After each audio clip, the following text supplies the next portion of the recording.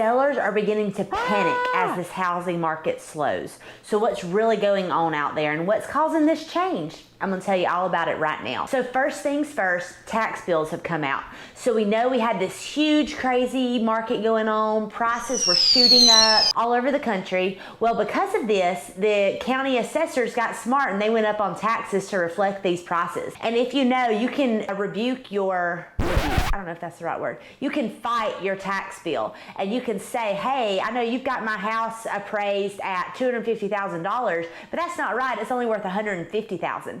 And as long as you have comparables to support that, then you can get your tax bill lowered. However, in this market, what do you think was happening?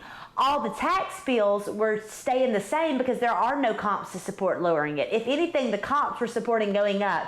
I tried to do this at my own house. I was trying to fight it because our taxes went up significantly and I wanted to find it, but shoot, I couldn't find any comps to support lowering it. If anything, it would only make it go up. So we just ate it and said, forget it, we'll just pay that. They're seeing this and this is making them really panic because now their payments are gonna be even more every month for their house. We've also seen a huge drop in showings. So when a house comes out in this crazy market, we were seeing tons of showings. I mean, I would literally list the home online and within 30 minutes I had showings lined up.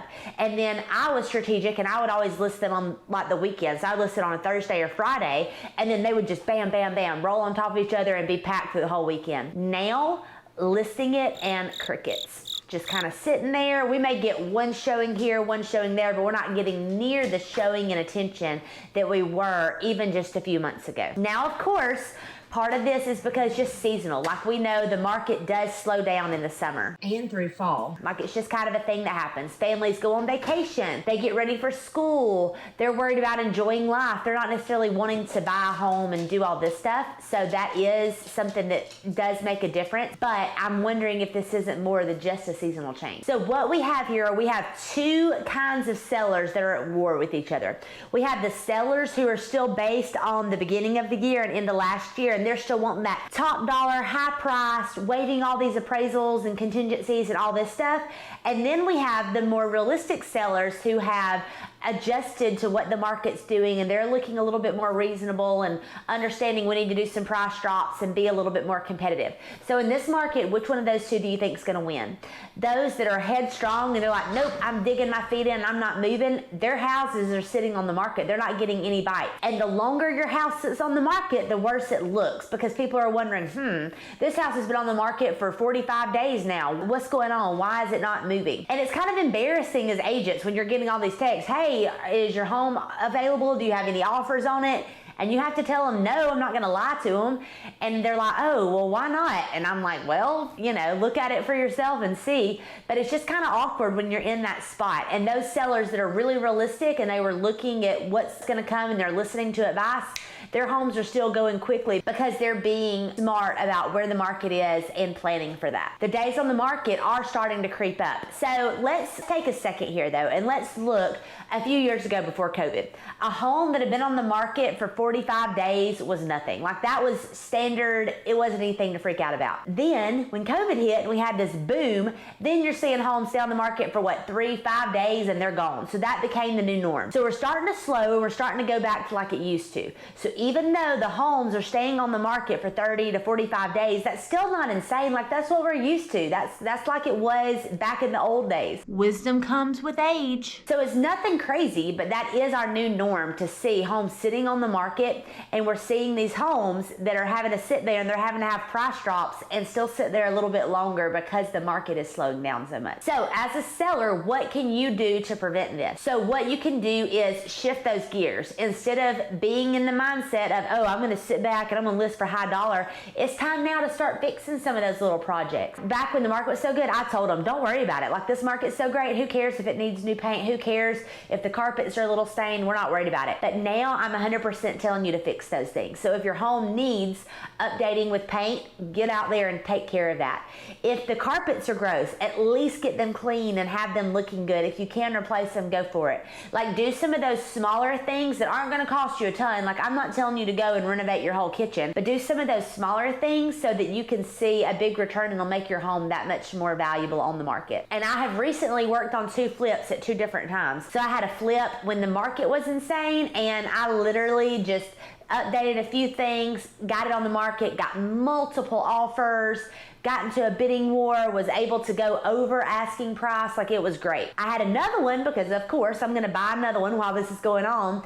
I got it flipped, but the problem is it went under contract, and then because of a loan contingency rule, we fell out of contract and had to put it back on the market. Just that little bit of time, that was like 45 days, I believe. Just in those 45 days, we saw an instant change. Remember how I was telling you about crickets? I listed it and nothing. I'd already let the people know because I let the people move in there so they would have a place to live. I already let them know, hey, it's going live today, just be prepared.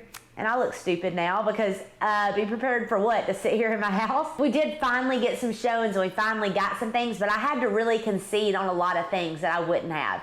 I had to give an allowance for some of the loan things. I had to fix some other things that I wasn't wanting to fix. So it was a totally different ball game. I had to be a whole lot more flexible and willing to do things because this market has shifted. The agents also play a big part in this. So back a few months ago, I mean, really and truly, it didn't take anything to be an agent and get a house sold.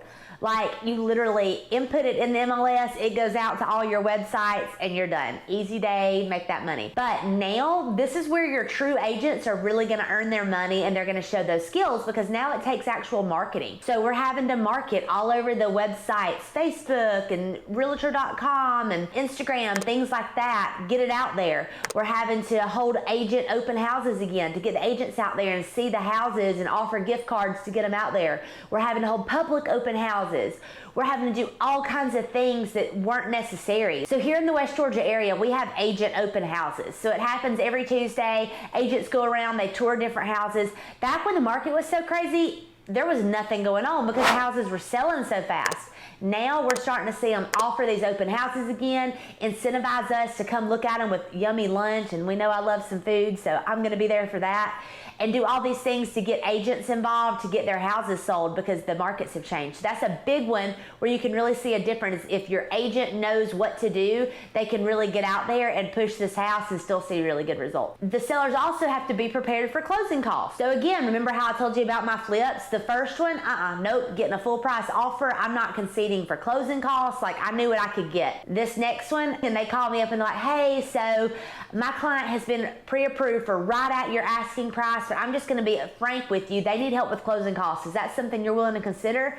I didn't say this, but I'm thinking abso-freaking-lutely, like, yeah, bring them on. But I was like, yeah, sure, bring them, and let's see what we can work out, because I 100% offered closing costs for them. Just whatever you got to do to help. Something else that you can do that's being really popular are seller proceeds to help buy down their points, because the interest rates are so high. We're seeing this cause a lot of issues for new buyers. So if the seller can offer to buy down some of those points to make it more affordable, that's going to be really helpful and help a lot of buyers.